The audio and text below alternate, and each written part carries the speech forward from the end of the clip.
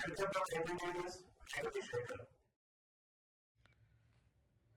నెల 28న కలాకుర్తి పట్టణాన్ని రానున్న రాష్ట్ర ముఖ్యమంత్రి యనమల రేవంత్ రెడ్డి పర్యటనను అత్యంత పగడ్బందీగా ఏర్పాటు చేయాలని నార్కల్ జిల్లా కలెక్టర్ బదవత్ సంతోష్ అధికారులకు ఆదేశించారు. వెల్దండ మండలం కొట్ర గేటు వద్ద ఏర్పాటు చేసిన కేంద్ర మాజీ మంత్రి దివంగత సూదిని జైపాల్ రెడ్డి విగ్రహ ఆవిష్కరణ ఏర్పాట్లను గురువారం నార్కల్ జిల్లా కలెక్టర్ బదవత్ సంతోష్ సంబంధిత శాఖల అధికారులతో కలిసి పరిశీలించారు.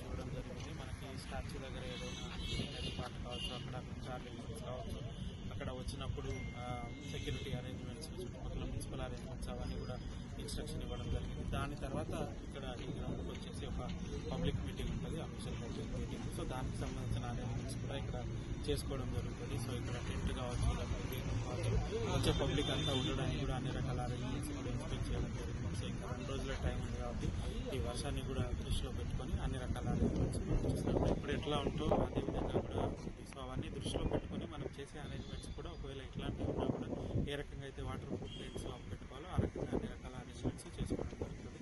సో ఇట్లా ఉన్నా కూడా